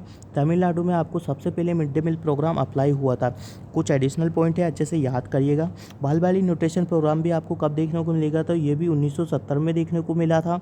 और स्पेशल न्यूट्रिशन प्रोग्राम भी आपको 1970 में देखने को मिला था। तो कभी कभी क्या होता है, आपसे ईयर मेंशन करके पूछ लिया जाता है कि कौन से ईयर में क्या क्या चीज़ें देखने को मिली थी, तो ये चीज़ आपको पता होना चाहिए। अब बात करें हम नेक्स्ट नंबर का जो क्वेश्चन माइक्रोबायोलॉजी का रहने वाला है, pasteurisation is the process of the preservation of the liquid fluid applied to the dairy product which is heated at the about 70 degree Celsius में करते हैं। पाश्चराइजेशन जैसे मैंने बताया था आपको कि बिलो द 100 डिग्री में करते हैं, तो पाश्चराइजेशन आपका मिल्क वगैरह का प्रोड्यूस करता है, ठीक है। बात करें हम 68 नंबर के क्वेश्चन पे, the effectiveness of the contraceptive method is assessed by. तो जो हम यदि कॉन्ट्रासेप्टिव यूज़ कर रहे हैं, कॉन्ट्रासेप्टिव का मतलब क्या होता है, to prevent birth unwanted birth, to prevent wanted birth, ठीक है। तो प्रिवेंट द अनवांटेड बर्थ होता है तो उसके लिए क्या यूज़ करते हैं, तो उसके लिए पर्ल इंडेक्स होता है हमारा, वो यूज़ किया जाता है, ठीक है। सोशल इंडेक्स नहीं होता, फैमिली कोपिंग इंडेक्स नहीं होता, इंडिविजुअल कोपिंग इंडेक्स नहीं होता है। जो पर्ल इंडेक्स होता है वो हमारे कॉन्ट्रासेप्टिव मेथड का कितना यूज़ हो रहा है, कितना इफेक्टिव है, वो यूज़ करते हैं और उसी चीज़ का पता लगा जाता है कि कितने कपल्स इसको यूज़ कर रहे हो और कितने कपल्स का ये यूज़फुल है और सक्सेसफुली हुआ है, ठीक है। 69 नंबर का क्वेश्चन है scientific study of the human population is the, तो इसको क्या बोला जाता है, इसको डेमोग्राफिक बोला जाता है। क्या बोला जाता है, तो इसको डेमोग्राफिक बोला जाता है, ठीक है। पॉपुलेशन डेमोग्राफिक ट्रांजिशन नहीं होता है, ये चीज़ आपको अच्छे से 70 नंबर का क्वेश्चन है which one of the following static is the computed if want to compare the risk of the some health related event such a the disease और the date into two groups, तो इसको relative risk कहा जाता है। क्योंकि देखिए question अच्छे से रीड आउट करिएगा, which one of the following statistics is the computed is one want to compare, मतलब एक दूसरे से कंपेयर कर रहे हैं, मतलब तो वो क्या है कि आपका होता है रिलेटिव रिस्क रेशियो होता है, मतलब एक दूसरे से कंपेयर करके चल रहा है, इसलिए रिलेटिव रिस्क रेशियो है। 71 नंबर का क्वेश्चन है the recovery period from the infection is called as, तो इसको कन्वेलेशंस स्टेज बोला जाता है। क्या बोला जाता है, कन्वेलेशन स्टेज बोला जाता है, कन्वेलेशंस स्टेज बोला जाता है, कन्वलेशंस स्टेज बोला जाता है, ठीक है। अच्छे से प्रोनाउंसिएशन हो जाता है। कभी कभी क्या होता है कि कभी कभी अपने को पढ़ रहे होते वो याद नहीं आ पाता, ससेप्टिबिलिटी नहीं होता है, इंक्यूबेशन नहीं होता है। इंक्यूबेशन तो आपको पता है कि क्या होता है, किसी भी डिजीज़ स्प्रेडिंग कब से कब तक होता है, वो होता है, ठीक है। तो बात करें 72 नंबर का जो क्वेश्चन हमारा रहने वाला है, क्या रहने वाला है, 72 नंबर का जो क्वेश्चन आपके लिए रहने वाला है, लिखा हुआ है A important function of the nurse where she inform the outbreak of a epidemic to the higher authority is called the notification होता है, ठीक है। एपिडेमिक का क्या होता है, एपिडेमिक का higher authority is called the notification कहा जाता है, ठीक है। 73 नंबर का क्वेश्चन है the following are the consequences of the fluid overload expect, यहाँ पे पूछा गया हुआ है the following are the consequences of the fluid overload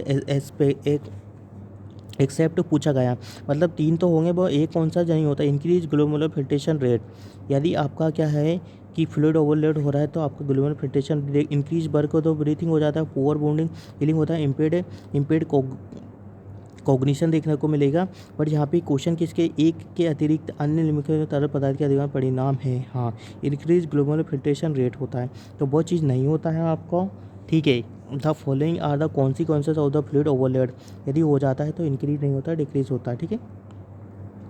बात करें 74 नंबर का question, sonography showing the straw appearance is a character boy, तो ये मैंने फर्स्ट क्वेश्चन में आपको बता दिया था कि इसको मोलर प्रेगनेंसी आइडेंटिटी मोल दिया जाता है, ठीक है। प्लासेंटा प्रीविया में क्या जाता है, आपको स्टोल वर्दी साइन देखने को मिलता है, ठीक है। एक्टोपिक प्रेगनेंसी जैसे मैंने बताया आपको कि क्या होता है, ectopic pregnancy outside of the implantation देखने को मिलता है। एब्रेसिव प्लासेंटा में मैंने आपको बताया था कि क्या कंसील्ड हेमरेज ब्लीडिंग आपको देखने को मिलता है, कभी कभी ऐसी चीज़ें देखने को मिलती है। 75 नंबर के question, average deviation from the mean value of the given data set is referred as, तो मीन डेविएशन होता है, ठीक है। क्या होता है, मीन डेविएशन आपको देखने को मिलता है। Average deviation from the mean value of a given data set is refers S, तो मीन डेविएशन देखने को मिलता है। तो फ्रेंड्स यहाँ पे हमारा ये जो क्वेश्चन पेपर का जो सेशन है वो यहाँ पे कंप्लीट हो गया है। अब आने वाली कमिंग क्लासेस में हम आपके साथ बहुत ही इंपॉर्टेंट क्वेश्चन डील करने वाले हैं जो सीधा आपको एमपी व्यापम में देखने को मिलेगा, ठीक है। तो हमारा क्लास, आने वाला क्लास आप बिल्कुल भी मिस मत करिएगा, क्योंकि आने वाले क्लास में हम आपके लिए स्पेशल एमसीक्यू प्रिपेयर करेंगे और हर एक क्वेश्चन का एलिमिनेशन टेक्निक यूज़ करके बताएंगे और कैसे क्या होता है, कैसे आपको एग्ज़ाम में एमसीक्यू को अटेंड करना है, कैसे क्वेश्चन को छोड़ना है और कैसा सही आंसर आपको पुट करना है, वो सारी चीज़ें हम आपको आने वाली क्लास में बताएंगे। तो हम आपके लिए अब एमसीक्यू सेशन स्टार्ट करने वाले हैं विद द प्रिपरेशन, और आने वाले एमपी व्यापम के लिए आपको सीधे ही स्ट्राइक करेंगे वो क्वेश्चन। तो फ्रेंड्स कुछ बच्चे ऐसा पूछते हैं कि रिसर्च का पोर्शन इसमें ज़्यादा आता है, तो फ्रेंड्स जैसा मैंने अभी ये क्वेश्चन आपके सामने डील किया है, तो इसमें आपके सामने ही बता रहा हूँ, बिल्कुल फैक्ट बता रहा हूँ, रिसर्च का ओनली एक क्वेश्चन हमको देखने को मिला है। तो कुछ बच्चे क्या होते हैं कि रिसर्च पे ज़्यादा फोकस कर लेते हैं और उससे क्या होता है कि उनको एंजाइटी फियर डेवलप हो जाने लगता है कि क्या यार हमें रिसर्च नहीं आ रहा है, अब हम एग्ज़ाम पेपर में क्या करेंगे। तो फ्रेंड्स आप रिसर्च क्वेश्चन पेपर पे तब जाइएगा तब आप मान के चलिए कि आपका जो भी नर्सिंग का अदर पोर्शन है, जैसे पीडिया, इमरजेंसी, मेड सर्ज और ओबीजी, ये सारे पोर्शन है टिप ऑफ टंग होना चाहिए। तब आप है ना इसके लिए रिसर्च पोर्शन के लिए क्या करिएगा, अपना एनसीएस डेवलप करिएगा। अदरवाइज़ नहीं तो आप एग्ज़ाम में अच्छा मार्क नहीं कर पाएंगे। यदि आपने अभी सोच लिया कि हमें रिसर्च नहीं आ रहा है तो ऐसा नहीं है। रिसर्च मुश्किल से मुश्किल मैं आपको बताऊँ 1 से लेके तो 3 नंबर बहुत से बहुत, बस इससे ज़्यादा आपको क्वेश्चन नहीं देखने को मिलेगा। यदि देखने को मिलता है तो वो आप हमें मेडिकोलॉजी नर्सिंग सर्विसेज पे बोल सकते हो। ऐसा नहीं बोल रहा हूँ कि रिसर्च मत पढ़ के जाइएगा, बट इतना टेंशन मत लीजिएगा कि आप रिसर्च की वजह से और सब्जेक्ट को डिले कर पाएँ। क्योंकि एक चीज़ मैं बताऊँ, कोई भी बंदा होता है जो नर्सिंग का, मोस्टली जो नर्सिंग के होते हैं उनको रिसर्च नहीं आता है। रिसर्च नहीं आता है मतलब यदि उनको भी नहीं आ रहा, आपको भी नहीं आ रहा, तो जो क्वेश्चन आने वाले होते हैं वो उनको भी नहीं आएंगे और आपको भी नहीं आएंगे। तो इतना आप टेंशन नहीं लीजिएगा रिसर्च के रिगार्डिंग। हाँ, मैनेजमेंट ज़रूर पढ़ के जाइएगा। Management is a very important in the upcoming MP व्यापक एग्ज़ाम। तो यहाँ पे हमारा क्लास कंप्लीट होता है। आई होप आपको हमारा क्लासेस कंप्लीट समझ में आया होगा। यदि फ्रेंड्स आपको हमारा कंप्लीट क्लासेस समझ में आया हो तो अपने friend circle, nearest dearest person को ज़रूर शेयर करिएगा और इस मेहनत को ज़रूर से ज़रूर लाइक करिएगा, क्योंकि हम बहुत एफर्ट लगा के आपके लिए वीडियो प्रिपेयर करते हैं ताकि आपको है ना आने वाले एग्ज़ाम में आपको बेनिफिट मिल सके। तो आपके रिव्यू और आपके कमेंट्स ज़रूर पुट करिएगा कि आपको क्लास कैसा लगा और हमें क्या चीज़ें ऐड ऑन करना है वो भी बता दीजिएगा। तो फ्रेंड्स, यदि चैनल पे आए हो और कंटेंट में दम है तभी आप चैनल को सब्सक्राइब कर लीजिएगा और बेल आइकन को प्रेस कर दीजिएगा। आने वाले एमपी व्यापम तक हम ऐसे ही आपके साथ क्लास देते रहेंगे ताकि एग्ज़ाम में आपके लिए काफ़ी हेल्पफुल रहने वाला है। ठीक है फ्रेंड्स, तो मिलते हैं हम एक न्यू क्लास में न्यू स्ट्रेटजी के साथ। आपके लिए मध्य प्रदेश व्यापम में कौन कौन से क्वेश्चन आ सकते हैं वो सारे ही पुटअप करने का कोशिश करेंगे। तो जब तक आप बने रहिए मेडिकोलॉजी नर्सिंग सर्विसेज के यूट्यूब चैनल पर। जय हिंद, जय भारत। और दोस्तों, अच्छे से स्टडी करना है, पॉजिटिव एटीट्यूड के साथ, पॉजिटिव इन्वायरमेंट के साथ रहना है। ऐसे फ्रेंड सर्कल में नहीं रहना है जो आपको डिमोटिवेट करे। आज ही छोड़ दें ऐसे फ्रेंड सर्कल को जो आपको डिमोटिवेट करते हैं, क्योंकि देखिएगा फ्रेंड्स, सबसे ज़्यादा लाइफ में आपके लिए इम्पोर्टेंट होता है आपकी फैमिली। कोई भी फ्रेंड सर्कल ऐसा नहीं होता है कि वो आपको परमानेंटली साथ देता है। तो जो फ्रेंड्स होते हैं यदि वो अच्छे ट्रू फ्रेंड्स होंगे तो वो आपको क्या करेंगे, अच्छे से साथ देंगे और स्टडी करने के लिए मोटिवेट करेंगे, ना कि डीमोटिवेट करेंगे। तो आपको ऐसा फ्रेंड सर्कल चूज़ करना है जो आपको स्टडी के लिए मोटिवेट करे, ना कि डीमोटिवेट करे। तो मिलते हैं एक न्यू वीडियो में, न्यू अपडेट के साथ, न्यू क्लास के साथ, न्यू एनर्जी के साथ। जब तक आप बने रहिए मेडिकोलॉजी नर्सिंग सर्विसेज के यूट्यूब चैनल पर। जय हिंद, जय भारत।